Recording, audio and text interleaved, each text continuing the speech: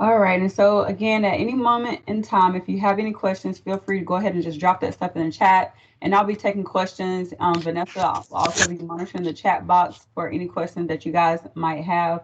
So, again, I'm Sylvia Staples. I am the Resource Assistant Program Manager, recently named into this position the end of August.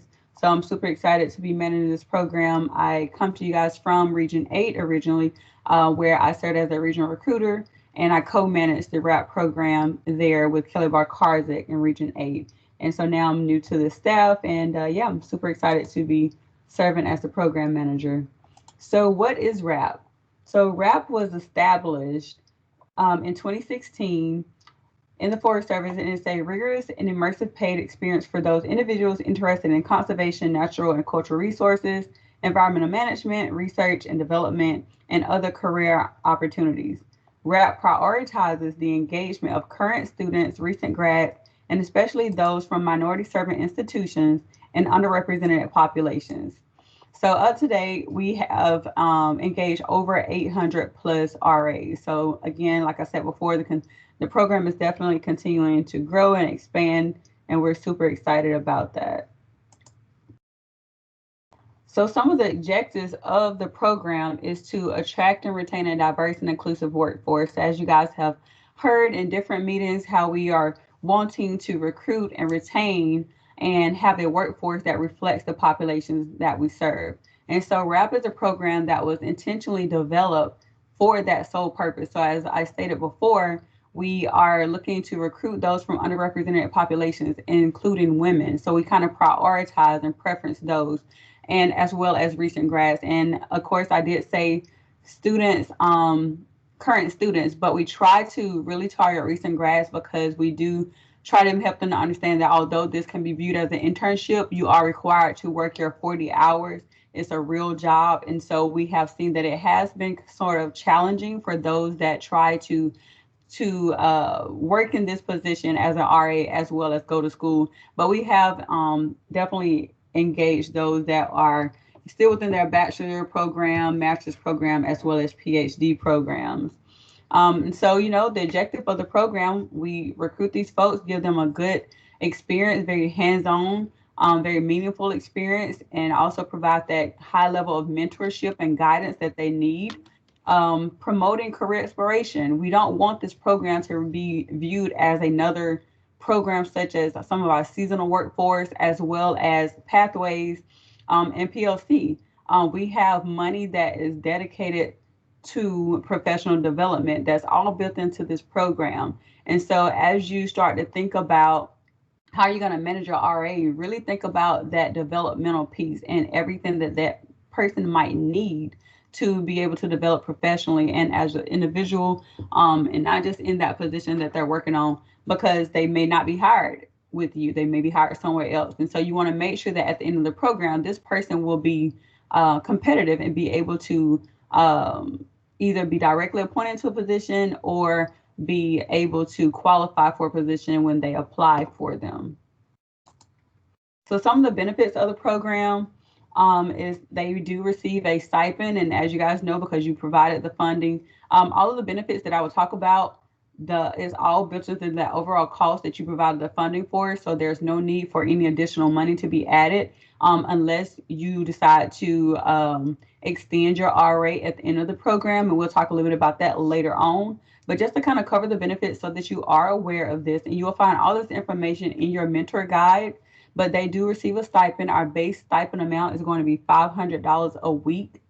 That stipend amount can go up to $750, and we only increase that stipend amount if you have engaged and hired someone that has a higher level of education or experience. So again, someone that has maybe a master's or a PhD can get the higher stipend, but the base stipend is going to be $500 a week.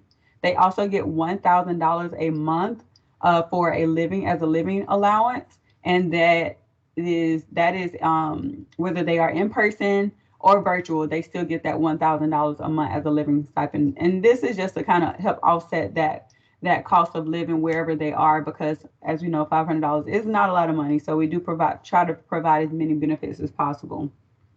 They do get paid time off for the I think we do still have a lot of 6 months within this cohort. We're going to be changing that, and I'll go over that later. But as of right now, looking at a 6 month term, they do have 40 hours of paid time off, and so that would be managed through the partner. So if they want to, take some time off, they'll just kind of keep track of that with you and the partner as far as their 5 days of paid time off, as well as any federal holidays. They are to be treated as we are. So if we get a early release, they get an early release. If we are off on a holiday, they are off on a holiday. So just the easiest way I can help you guys to understand is if we're off, they're off. Um, and this is in addition to their 40 hours of paid time off. They also will receive $2,750 of travel and training. And this is the funds that I was talking about that can be used towards a conference, a professional conference. So let's say you have a forester and they want to go to SAF, they can use that towards their registration, towards their lodging, towards any type of transportation cost that they might incur going to that particular conference, as well as any trainings. And so we are going to be encouraging the RAs to do some seeking and seek out any professional development opportunities, but we also want you to be prepared to provide them a list of opportunities that they can take advantage of, whether it's their Forest Service related training or maybe it's just a training, that's put on by an outside entity. So go ahead and start thinking about what these travel and training dollars can be allocated to while you are engaging your RA, because we have seen that although they have the $2,750, a lot of RAs get into their position and they don't even use their funds, or they leave $2,000 left on agreement. And one thing that I would like to definitely say right now is we do not deobligate funds. And so if you have an RA that finishes the program and they do not use any of their $2,750, we cannot give that to you. We cannot give it back to you. And so it can be used towards a future RA or towards extension at the end, but that money is already on the agreement and purpose for your RA. The other benefit that they get will be $50 a month as a commuter allowance if they are in person. So any in-person RAs get $50 a month as a commuter allowance. And then the other benefits, of course, is just the networking and mentorship that they would get from you and others that they engage while they are in the program.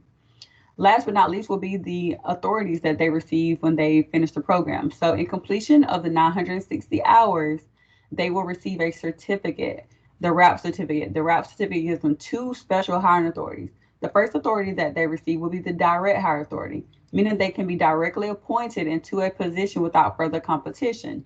So if you are engaging someone, let's say in a special users position, and you're like, okay, I really like my RA, they like their position, I really want to hire them, I have an available slot, you can utilize that certificate and directly appoint them into that position by just submitting that 52 with all of the required documents. And we'll cover that more in detail later on in the program when it comes closer to that time.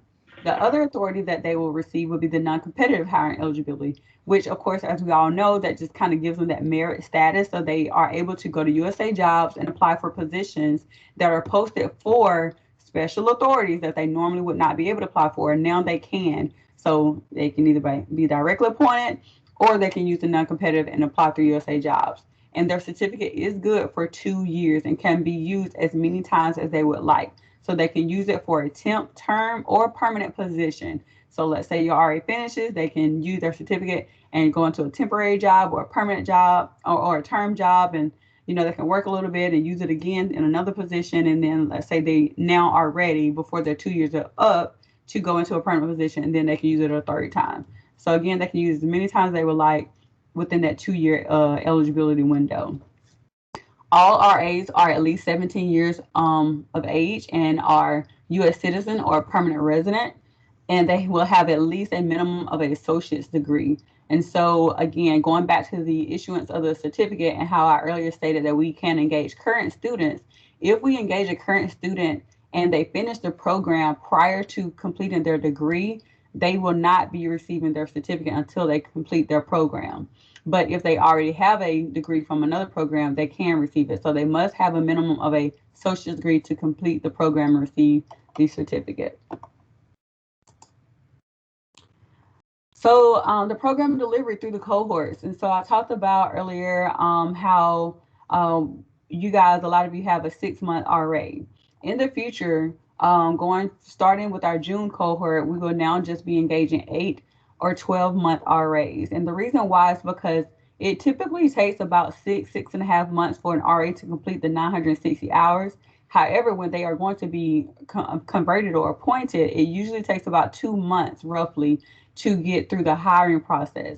And so we found ourselves having to do so many extensions so that folks can, have more time and there's not a gap in their employment to be hired on. And so to get around that and to relieve our staff of all of those extensions, we decided to just begin the program with 8 months instead of the 6 months. So again, if you want to engage an RA in the future, just know that it will be an 8 month or 12-month term only.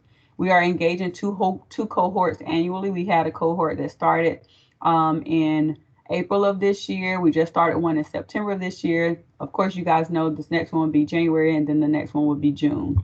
So every year we'll have those two cohorts annually. And all of this came from when we implemented RAP 2.0 is what we're calling it. So if you have ever heard about RAP before participating now, we used to be able to, or units could engage an RA through a partner um, with their own agreement. And so we had a lot of onesies and twosies RAs working all throughout the agency. And we found that they weren't always successful in while they're working in their position. Some were, just cleaning toilets or mowing grass, but they weren't getting meaningful work experience and they weren't getting that development that they needed. And in turn, they weren't getting hired.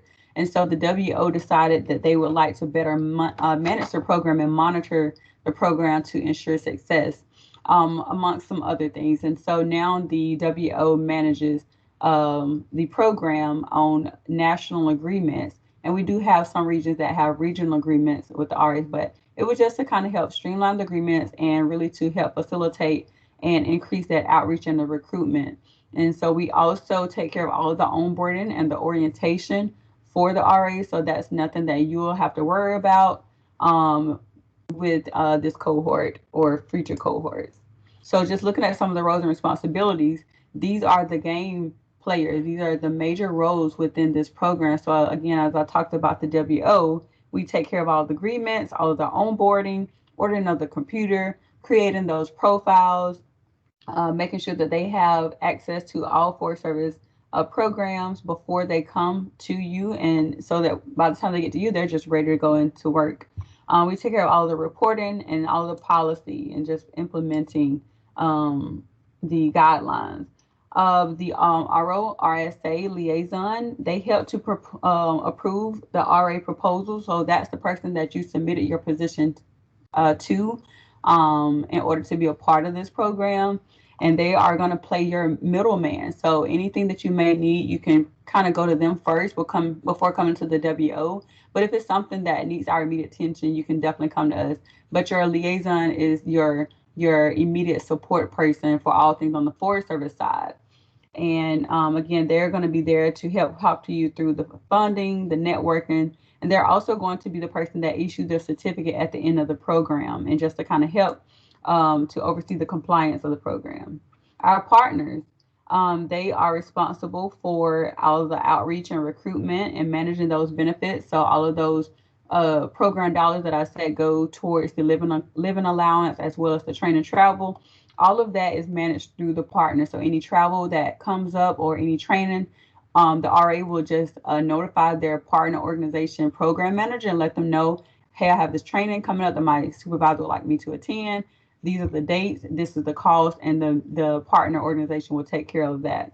Again, I did talk about how they are responsible for the outreach and recruitment, but as we all know, no one is a better recruiter for our positions than we are. We are the ones that know the ins and outs of our special units, especially when we have some units that are very remote and have certain challenges. We also know the ins and outs of the positions. And so we also have our own networks, whether it's a university that you come from or professional organizations that you're a part of. And so we try to provide that extra support to the partners to help them recruit. Again, especially because we are very intentional about this program and the people that we want to recruit. Again, looking at those underrepresented communities as well as women. So looking at our tribal schools and tribal communities, looking at our HBCUs, our HSIs, and so many other underrepresented groups. Our host unit mentor, which is you, you will provide that direct work, those activities and tasks that the RA will be doing. You will be also supporting them in their professional development, as I talked about earlier, outlining those conferences or trainings that they can take advantage of, and just really complying with the program intent and helping your RA to successfully complete the program as well as find a position. And so as we have asked units before to submit a position, if you have a vacant position at the end, we do realize that sometimes things change and you may not have that vacant position at the end of the program. And so we do hope and want you to help network your RA. So if you realize early on that you're not going to have that vacant position, go ahead and start sending stuff out to your network to say, hey, I have this RA. They're doing a great work. They're going to be receiving this certificate that gives them direct authority. Take a look at their resume, see if you might be interested, and, I can give a recommendation. So we really are leaning on you guys to really help support the RA from the start to the finish. And then lastly, but not least, the RA, they're just responsible for coming to work, showing up, and developing these expertise and pursuing their professional career development and just performing these essential tasks and work that we have for them. This slide here shows our approved RAP partners, as well as our national and regional partners. So at the top, these are the partners that you guys have been assigned to. We have Environment for the Americas, Mobilize Green, Hispanic Access Foundation, Manars Green and Youth Foundation, and then our regional partners at the bottom where we have ANSEP, Conservation Legacy, Great Basin Institute, Montana Conservation Corp, and the Northwest Youth Corp. So these are our approved partners. If you ever see or hear anything outside of any of these partners, then it's not RAP. It may be POC or another program, but it's not RAP if it's outside of these partners.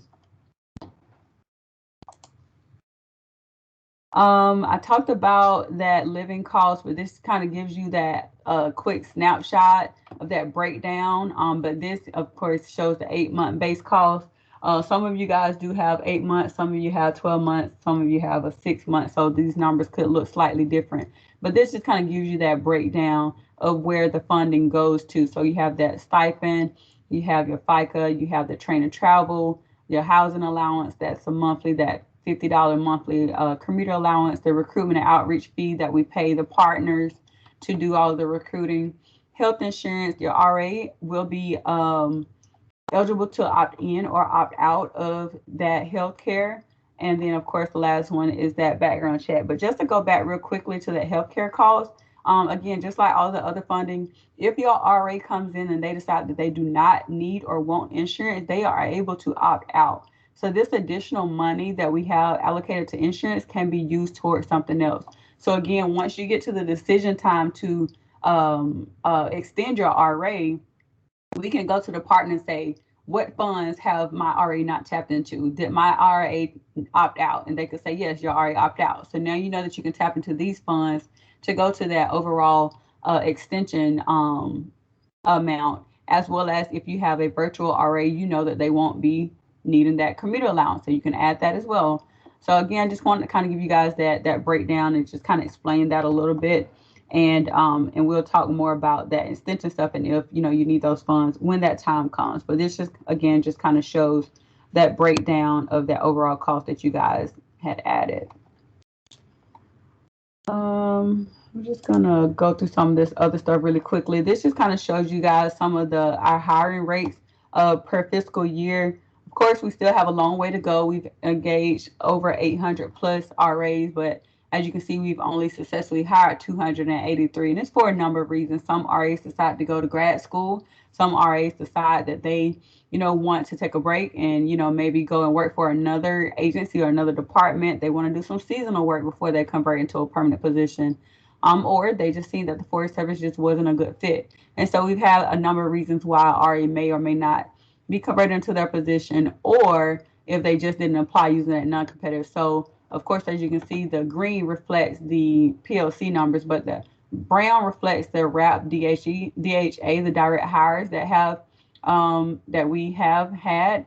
The blue reflects that non-competitive action, so those that applied through USA Jobs and were successfully hired. So again, we have a long way to go, but we have definitely put things in place to help to increase this number of hire.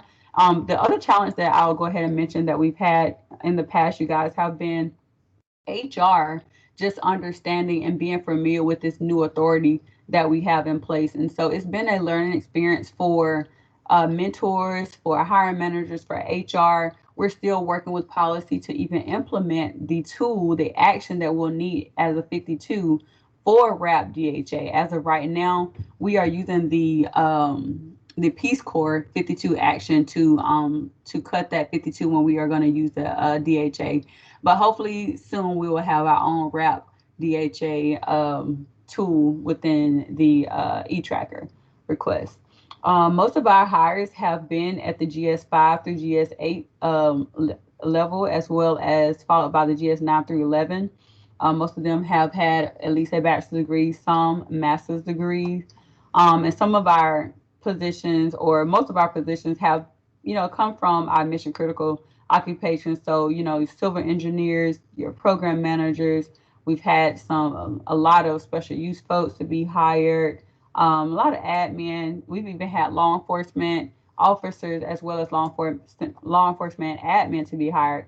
So again, we have a lot of work to do, but I just kind of want to show you guys that real quick. And I think that I'm going to end it at this because the other stuff you may not really need right now. So I am going to pause for questions before I go into anything else. So if there are any questions from anyone, feel free to either drop it in the chat, or you can just use the hand raising function and just go ahead and raise your hand, and then we'll call on you. So looks like I have something in the chat. So I'll go here first and then I'll take the hands. So if we have an open position, we don't have to advertise it. We can just use the direct hire authority if our RA is interested. Correct. You do not have to advertise the position. So if you have that position, hold it for your RA. When your RA completes the program, and when you extend your RA past that 6 months, they'll continue working. But as soon as they hit those 960 hours, we can go ahead and issue that certificate, and you can go ahead and start that hiring process and just go ahead and submit that 52. And so you'll just, again, we'll make sure that you're prepared with all the documents and things that you'll need when that time comes. But yes, you do not have to advertise or outreach that position. You can just go ahead and directly appoint your RA.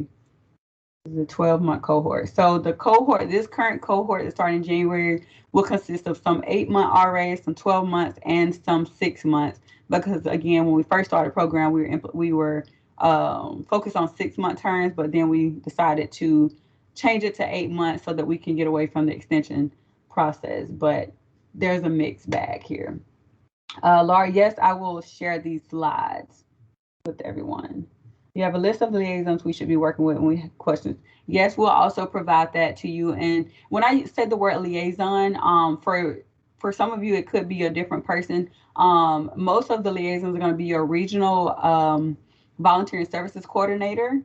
And we'll provide that list of those folks. But of course, if you're in research and development, that person will be someone different, not necessarily a volunteering service coordinator. So we'll provide that list of the liaisons so you guys know who you can go to for immediate assistance. But again, feel free to come to us as well if it's something that we need to handle. So now I'll go to the hands, and I'll also come back to the chat here in a second as well. So I'll start with Lisa. Lisa, if you want to go ahead and unmute yourself and ask your question. Yeah, thank you very much. And thank you for the presentation and for the slides. It's super helpful. I was just curious in terms of working just the mechanics of timesheets, expectations for work week, for leave, just a few things around that, if you can touch on it at some point. Yeah, for sure. And I can't go too far in that because, again, that stuff is on the partner side. So, again, the funding was added to an agreement. And so the partners take care of all of that, the timesheets and stuff. And so each one of you are with a different partner. And so the partners will host their own, Q&A session with you guys to answer any questions and also provide that overview of their partner organization. They all have a different portal that they use. I know GYF uses a system called Paychecks, but Mobilize Green and others might use a different one. So they'll make sure that you guys have access to that so that when your RA submits their time, you can go in and approve. So it will not go through our paycheck 8. They will go through the partner organization's pay system. So again, you guys will get that overview and that part from the partner organization because it can vary depending on your partner. Great question though. Next, we'll go to Mindy. Hi, Sylvia. So my question, I believe that I have a 6-month RA, but I guess I'm not sure how rigid that is. So I'm wondering. I guess I was thinking about it like they need to complete 960 hours, and if that's done in 6 months or 8 months, depending on, like, I'm kind of thinking if I do end up hiring a current student, maybe they've taken a couple of classes, they can only work 32 hours a week, so they complete that 960 in 7.5 months instead of 6 months. Is that flexibility built in there? And if not, do I have an option to change at this point to an 8-month? I just want to make sure we keep it as flexible as possible so I can try to work with the RA, as best I can with their schedule. Yes, of course. And so that kind of stuff we never know until the person is selected.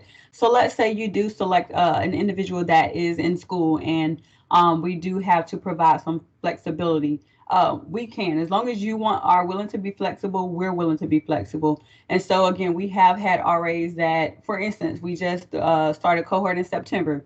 I have an RA that had a full commitment to school stuff through December. After December, she'll be able to really work full time, but until December, she has to work part time. And so that's stuff that we need to know sooner than later, so that we can work with the partner to make sure that it's on their offer letter. So when you're already selected, they will get an offer letter that will outline their term of service, their pay rate, the whole nine. And so we want to make sure that whatever they are issued, it truly reflects what we will be managing them by. As of right now, if you started with a 6-month RA, um, more than likely those are the only funds that you have that's to engage them for 6 months. So when we get ready to do the extensions, you'll have to add more funds so that the program can extend further. But if your RA works less than the 40 hours per week, then of course that will kind of build more time into the program. But a lot of things will change. Like even if your RA is on a part time, then they won't get that whole $1,000 a month for a living allowance. All of that stuff can change because again, what you have is based on the 6-month term. So if you increase it or it takes them longer to hit their hours, then now we have to pay them another $50 commuter allowance, have to pay them another $1,000 monthly living allowance. So a lot of that stuff kind of factors. So that's a case by case thing. So anything that changes, always let us know as soon as you can. Always let the partner know so that we can manage them as is. And then the last thing that I'll say that sometimes will cause an RA to have to work longer than the 6 months without the extra extension is if they go on a fire assignment. So your RAs are eligible to respond to fire assignments. And so we have had RAs that have done a number of fire details during their RA ship. And so when they go on that fire assignment, their RA term pauses. Those hours do not count towards their 960. Okay, so now they're going to be considered an AD. And then when they come back, then they're back on the partner books. Then their hours are starting back to count again. So again, we have had RAs that have done more than one detail assignment. And so that added time on the back end so that they can complete the program. So there's a lot of different factors that play a part. So we try to manage that by case by case. Hope that answers your question. Yeah, that was great. Thank you so much. Can I just ask one quick follow-up? If you mentioned sometimes it can take 2 months to get through that hiring process. So are we allowed to start that process prior to them completing the full 960 to get a head start or no? Oh, okay. You cannot. Just like our other, whenever you submit a 52 to hire any of your other positions, there are certain required documents that you have that's going to initiate that process. So you're going to need that certificate. So you cannot start that process until you have their certificate. But again, if you have an RA that's working more hours or you have extended them, soon as they hit the 960 hours, soon as the partner provides that statement of completion and we have the certificate, you can start the process. But no, you cannot start it until you have that certificate in hand. Okay, thank you so much. Yeah, you're welcome. Who else we have? Teresa. Sorry if I'm saying your name wrong. Teresa? Yeah, hi, this is Therese. So for my RA, I am funding the position from 2 different job codes that are linked in work plan. And one of the job codes is a RACA, like a reimbursable shorthand code for external funds from a grant that I have. And I was thinking that these RAs would be hired and the expense would show up as like a salary through paycheck. But now I understand it's an agreement. So do you know how the partner agency, which in my case is going to be the Greening Youth Foundation, do you know how they get reimbursed or get paid through the agreement from the Forest Service? So like our agreements are usually not paid in advance up front. The funds are obligated, put in the agreement, and then as they bill monthly for the student salary or the RA's salary, then that will get billed to the Forest Service with that job code. And in my case, it'll be this reimbursable job code with external funds. But for the grant, like when I wrote it, I developed a budget and said so much for student salary, and that budget line item is salary. Is it going to show up like when they bill, is it going to say salary, or is it going to say agreement with Greening Youth Foundation? And then my grant agency is going to say, hey, we didn't give you money to give an agreement to the Greening Youth Foundation. We gave you money to pay salary to a student. Yeah, great question. We actually just had that situation come up, but I guess the difference between yours and theirs is theirs was expiring, so we had no choice but to do a de-obligation. And so as long as yours is good, yours is not expiring. Mine is good until 09/30/22. It expires at the end of September, and this is a 12-month. So actually, well, part of the funds. So I'm using 2 job codes. So I want to make sure that that job code gets spent down first. Yeah, so send me something separately so that I have it on file. Sure. And I can make a note on our because what happens is the same way you do any other agreement. They'll submit the invoice, it'll come to us, we'll have to go in NRM and approve it line by line. And then you can choose the funding line, which one to pay from for each invoice. Right. Okay. And so will I be the approver in NRM for that? Okay. Yes, then I need to talk to whoever is so that they choose the right line to pay out of first. Right. So yeah, just send that to me because I'll be one of the ones that's kind of looking at it. And so when the partner bills us, usually they'll list out that RA name and the job code, and so that we can match it in NRM. So if you just share with me, then I'll know that we need to spend that code down first because it will expire. Before you start on the second one. Send me that separately, and then we'll take care of it. Perfect. Yeah. Thank you. And then I might have to let the grant agency know that I need an adjustment to the budget to change it to agreement, not salary. Yeah, and put all of that in the email, and then I'll get with my grants people, and we'll just see what that language might need to be. Yeah. Okay. Perfect. Yeah. Thank you. You're welcome. So I'm going to take a couple more questions, and then I'm going to cover a couple more things, you guys, and then I'll come back around for questions because I will definitely want to talk through the timeline while I have you guys here. But let's see, Laura. Hi. Yeah, sorry, it took me a minute to get to my mute here. Thank you. My question is on tracking hours. I know you were mentioning that that's something that the hour tracking interface is going to be managed by the partner, so we won't need to worry about keeping on top of how many hours they've. No. Okay. No. Yep. So same way we use Paycheck 8, they'll use their system. They'll put their hours in, and sometimes it's depending on the partner. Sometimes their pay period is the same as ours. Sometimes it's a little off. But the partner will provide that pay calendar for you, so you'll be aware. But when your RA submits their time, you'll go in as a supervisor, you'll approve it, and then it'll process through them. And some of their systems show that overall number. So every time you go in, and you'll be able to see, okay, my RA has completed 400 hours of the 960. So you'll be able to help track it. Or if you ever have a question, you can just email that program manager and say, as of such and such date, how many hours have my RA completed? And then we'll also be able to project out when their official last day will be, unless they take a fire assignment or do something else. But yeah, Thank you.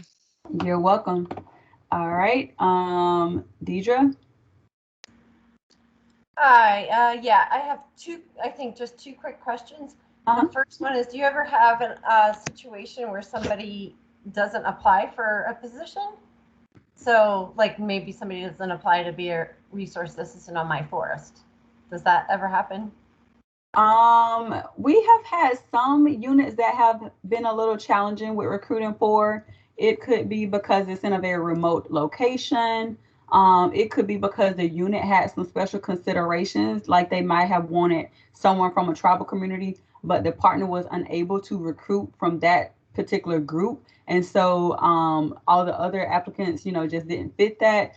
So it really just depends. But I would say that or if the position was very unique and had certain specializations that you like, okay, I want a person with certain skill level, and the partners were unable to find that particular candidate, those could be different factors. But I would say those are really the only ones. We haven't really had a whole lot of positions where we just absolutely get no one that's interested. We get candidates, sometimes they're not as they're not either they might not be a US citizen, or they may be still in school and they're not close to graduation, because again, I talked about engaging current students, but my preference is, we are going to engage a current student, that they're closer to graduating instead of being in the middle of their program. So I really haven't seen where we just absolutely have no applicants. So you might have some applicants, it just might be a hit or a miss. And one thing I also would just like, while I'm on that point, remember you guys that this is a developmental program, and so it's to be treated differently than us filling any type of other vacant position. These folks are fresh out of school, a lot of them, so they're not going to always have a lot of experience. Some of their experience might just come from clubs or organizations or their courses that they took. And so just remember that this is a development program. So whatever you're looking for, again, if you do have a position that is somewhat of a higher level, you're going to pay that higher stipend, make sure that you tell the partner exactly what you want and need. If you know that you need someone that has a certain specialization, make sure the partner knows, because they may send you some resumes of people that don't have that, and they just have that degree. You're like, oh, they're going to have a challenging time with this position. So I would say the best way to make sure that you have applicants and you have the right applicants is to provide as much information as possible, detailed information as possible, to the partner, but also to do your own recruiting. Just help to network your position out, as well as in addition to what the partner is doing. Okay. And then my other question is really quick. Do we provide them wellness time? And if so, would that count against their 40 hours?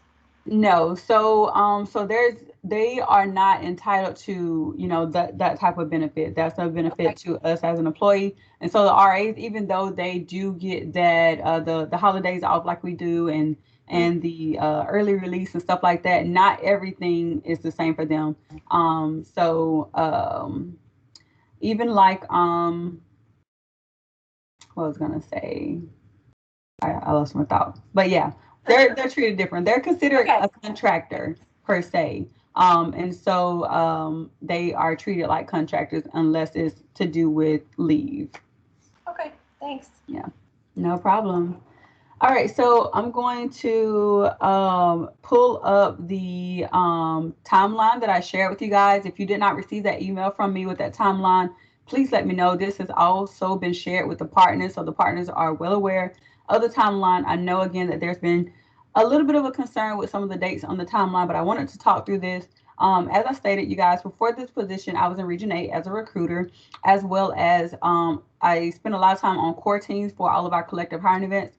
So like SAF hiring event, Manners hiring event, SRM, our, fire hire, our season hire, temp hire, a lot of that I've played a major part in. So I have been on those planning teams where we built out those timelines to do reference checks and interviews and the whole nine. And you guys, it can get a little crazy. And we are filling over 200 something plus positions at one time, a lot of times. So when I say that the timeline that I sent you guys can work, promise me, I promise you, it can work. With those higher level hiring events, we're getting anywhere from 2,000 or so applicants, and we're doing over 600 plus interviews. So if we can knock out 600 plus interviews in a week, I know you guys can knock out 3 to 5 interviews in a day or two. So I'm going to pull up that timeline and just kind of talk through it just really quickly and take any questions that you guys might have. Again, I sent that via email to everyone. So if you don't have it, again, let me know and I'll make sure you get it. So as we all know, this Friday, the 12th, is the deadline for applicants to apply to your positions. And one thing that you need to know is that the partners are already screening. So it's not like USA Jobs where the partners have to wait until the position is done, the portal is closed to start looking at applicants. They've already started. So once they close the portal on Friday, now they only have to look at the remainder of the ones that they have not already viewed. So that process is really quick because, again, they don't have a whole lot of applicants once they close it because they're already pre-screening. And when I say they're pre-screening, a lot of partners do things different, but most of them are somewhat the same. Whereas a person will apply through their portal, and then they're going to give that person a harder look. They're going to look at their resume. They're going to see that if their degree matches up with the requirements that you have provided. They're going to see if they have the specialized experience that you have notated, if you provided any. They're going to make sure that they're a U.S. citizen. They're also going to make sure that this person knows what kind of position that they applied to.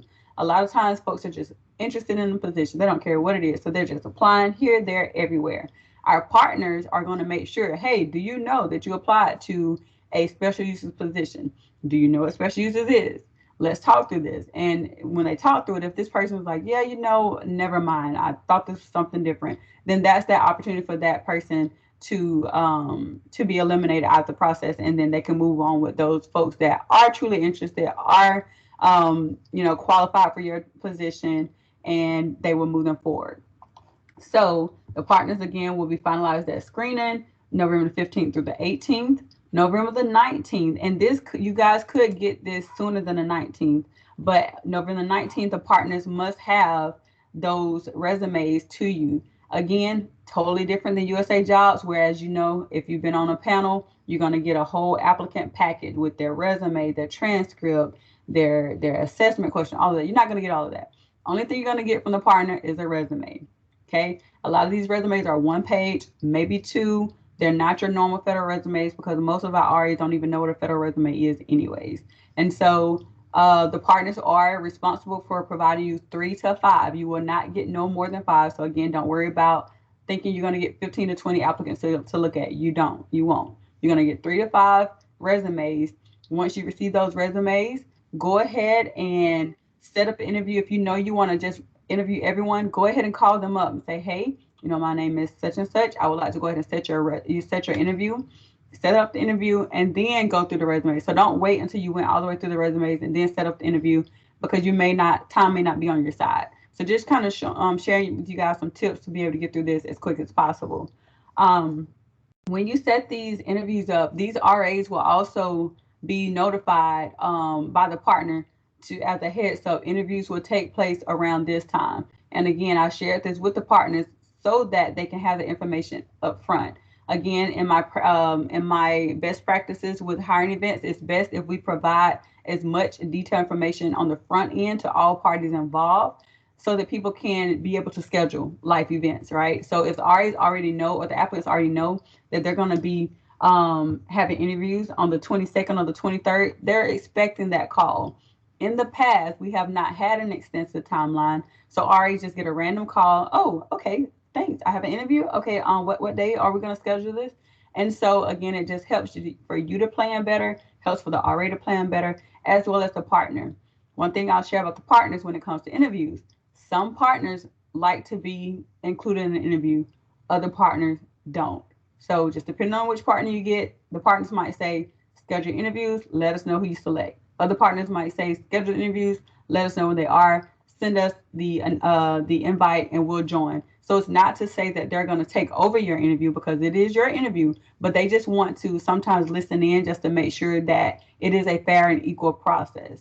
And as far as the questions, interview questions, that's up to you to develop those questions.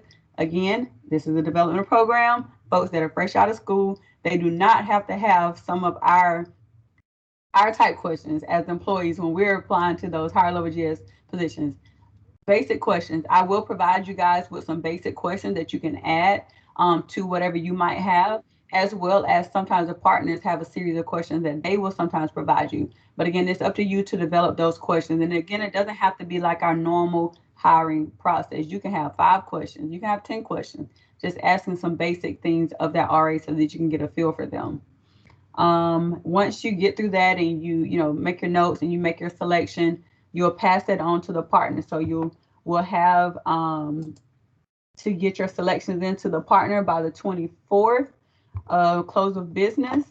And then and the reason why we gave them so much time between the 24th and the 1st is because in the past we have seen where you might make a selection, and by the time they contact your person that you selected, maybe they took another job or they got another opportunity. So now they're no longer available or interested in your position. So now they have to go to the second person. So when you make your selections, make sure that you're giving your partner alternates. You're giving them your number 1, your number 2, and number 3, so that they don't have to come back to you to say, hey, your number 1 declined. Who's your number 2? So go ahead and provide them your selection as well as alternates so that they can go through that and they can go ahead and make that job offer. Hopefully the person will accept it, and then they will begin to do their partner onboarding. They will provide us, the Washington office, your selection, and we will begin our onboarding process. So again, I told you before, we take care of all the computer ordering, all of the profile, the entire thing. So we take care of all of that, so you don't have to worry about that.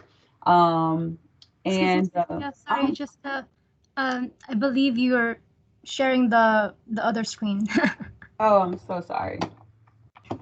No worries. Thanks. Well, I'm pretty much done with this anyway, so I won't even share it. But the again, the partners will confirm those RAs. They'll begin their onboarding process, and again, orientation will start on January the 31st. So again, going back to the interview time, I know that it's a short window, the 22nd through the 23rd, but again, you're only going to get 5 resumes at top. So I know that some folks might take the whole week off. Some people might only take 2 days off. So I didn't want it to plan it. I will never be able to plan this perfectly. So if you know that you're going to be off on those days, go ahead and find a backup person to get through your interviews. Go ahead and provide them your interview questions, whatever you need to do. If no one on your staff is available to get through these questions for you or get through these interviews for you, please let us know so we can work with you individually. We only want to do this by case because we don't want to alter the timeline too much, because it really puts a strain on us to get through ordering computers and all that, and especially because it's going to be during the holidays, Christmas. So there's a lot that goes into our onboarding that could be delayed because certain staff are going to be off during the holidays, during the Christmas and New Year break. So if at all possible, please try to get your interviews done on the 22nd and the 23rd. But if you do need an adjustment, let us know, and it'll be a case by case. But if at all possible, everyone try to get it done then. All right, I'm gonna see if we have any. Okay, and Jacqueline, I see that you're asking the timeline, and she just posted it. But if you don't have it, if you don't have that email, let me know if you did not receive an email from me, you guys. I'm gonna make sure you have these emails. Okay, so it looks like we have a question from Mindy while I go back through the chat. Hey, I just wanted to ask, are the partners also conducting the reference checks, and is that done as a part of that screening process? Yeah, good question. So reference checks are not a requirement. Again, this is not like our normal process. So, if you want to just call one of the references just to just have a chat with them, you don't have to have a series of reference check questions or anything like that official. You can just call them, hey, Lindy, I'm thinking about hiring. Well, I'm not thinking about, I'm considering hiring Lady Reyes for this position as RA Shield. What can you tell me about him? Would you hire him? Thank you. It could be something simple. Again, it does not have to be an official reference check like we normally do ours. So that'll be on you. The partners will not do that.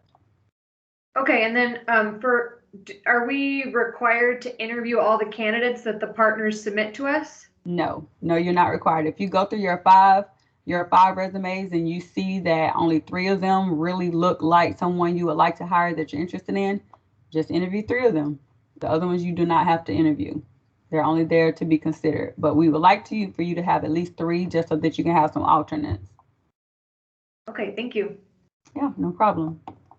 Someone asked something about fire. Where did that question go?